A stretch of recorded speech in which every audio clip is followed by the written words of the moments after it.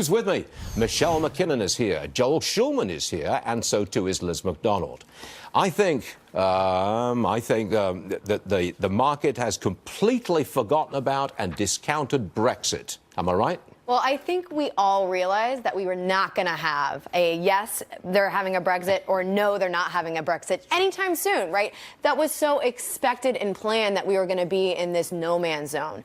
And I really think what the market is looking at is the earnings, right? Is the future earnings, and things look pretty good. Is it all about profits, Joel? I think it is profits, and I agree with Michelle that I think a lot of the market reaction has been priced in. I think people aren't surprised with the way things are developing. And I think this is a great opportunity for companies to kind of finagle their way, little entrepreneurial companies to find their way through this mess. Okay, Morgan Stanley, disappointing this morning. The stock's down about 4%. What does Morgan Stanley's report tell us about the financial system and the economy?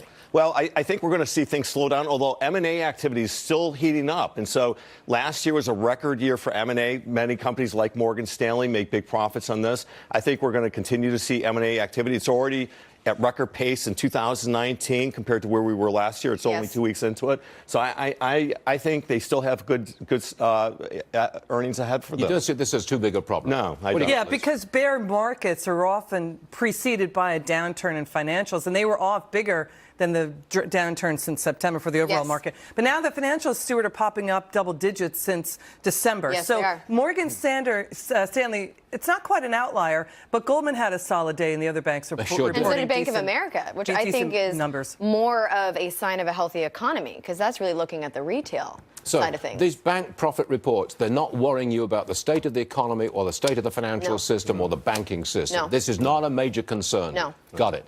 Talk to me about Netflix, please. Okay. Well, you got a lot on it. Go. So Netflix, a lot of people don't know this, but since Christmas, it's been up 50.28%. Year to date, yes. It's the number one stock, the S&P 500.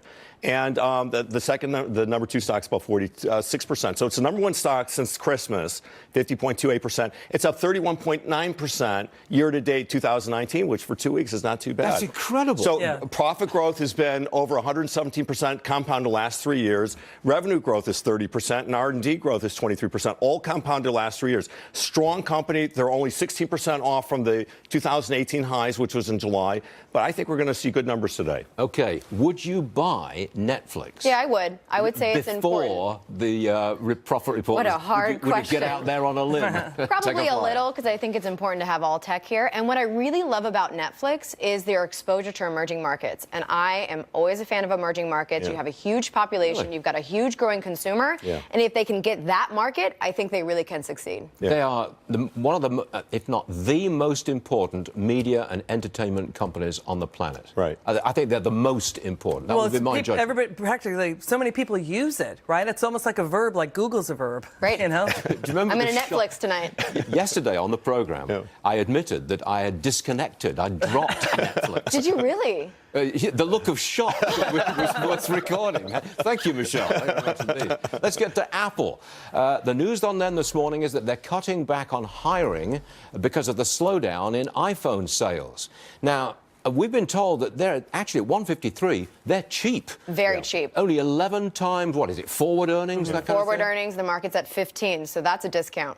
But they're down this morning, down $1.25. Yeah, but with $130 billion in cash and the fact that they are having layoffs, I say that's a positive thing. They're recognizing that things are changing. Would you buy it? I would buy it. I mean, I agree. I think it's fairly cheap. I mean, it's a big company. It's not going to be a mover and shaker like a Netflix. I mean, it's a very large company. It's hard to make big change with such a large market cap company. But what is the game changer for Apple right now? Because he's trying to say services is the go-to story for the future. What is it? Yeah. I mean, what's a big services, whopping great device? That's it? And That's also, a couple years ago, and I know I said this last week, we were all saying that the 5C was terrible, and then we had the 6 come on and everyone loved it. So who knows? I mean, in another year, they could have a new iPhone that we all love. We just don't know. No, we don't. But I know it's at 11 times forward earnings. It's you cheap. got to buy. I got to say, I mean, that's the ruling. It's priced as if there's going to be no growth. Okay, well. Microsoft, interesting story. They're pledged $500 million to support affordable housing in the Seattle area. Joel, it seems to me big tech, this is a defensive move. Yeah, it is. I don't see it moving the needle. I would like to see, as an investor, if I was an investor, I'm not, but if I was, I'd like to see them putting money to R&D, putting money to other things. I mean, I realize it's good for the image, perhaps, but I don't see it really moving the company forward. Here's another reason why big tech might want to turn into a more defensive posture. We've learned that President Trump's Attorney General nominee, William Barr, he said yesterday at his hearing he may target big tech on antitrust grounds. There's another reason why big tech has to look over its shoulder. Yeah, and who's coming after you? And being a defensive crouch position, because Senator Mark Warner, a Democrat, has been saber-rattling about this issue too. I don't think antitrust rules will go very far in reining in the Amazon. I mean, who knows? I know we were saying Microsoft back in 2000. I'm not surprised. I remember that very well, actually, yes. Yeah, but here's the clear and present danger, lifting its immunity for content posted on its site, right, from class action suits. So that's what Warner wants, Senator Warner wants. Let's talk about. Look, we're 7 minutes into the trading day. We were down, I think, we were down 100 at one stage. Now we're down 33, so we've come back rather nicely. Quickly, let's check the price of oil. Where are we this morning? We're down 1%, $51 per barrel. The price of gas still right there at a national average of $2.24 per gallon. Next case, Ford Motor Company. They've confirmed plans to build a fully electric F-Series pickup truck. Well, there's news. Gary Gastilow, our car guy, is with us. They're going to come out with the regular gasoline-powered trucks as well as, aren't they? And diesel and hybrid. Look, if you're Tesla, though, or one of these electric truck startups that's predicated on the fact that Ford doesn't make these yet, this is the nightmare you see when one of those demons from Bird Box shows up. I mean, the F-150 is Ford's moat. It just put an electric fence around it. Now, look, Ford has yet to demonstrate that it can make a competitive electric vehicle, but it's spent a lot of money on it right now. And you know, people didn't think that it could make turbocharged trucks and sell them. It did. Aluminum trucks and sell them. It did. It would not be mortgaging the F-150 on this if it didn't think it could pull it off. This reminds me of Harley-Davidson coming out with an electric version of the motorbike.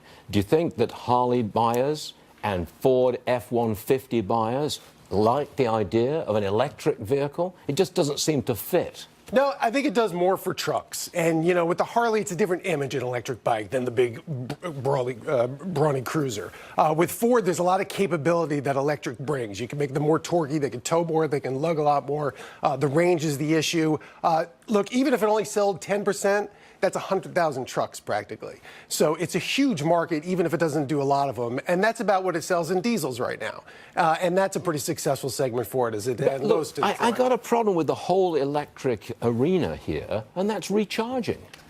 I mean, I don't see that. I don't want to take off on a long journey not knowing where I can get a recharge. But with trucks, a lot of these are not going to go on long journeys. They're going to be fleet vehicles that work in a certain area. You can have the charging station set up there. Look, this is a concern. CEO of Toyota, Jim Lentz, this week said that he thinks there's going to be a glut of electric vehicles in a couple of years. The market's not going to be that big. That's why they're not going all in on it.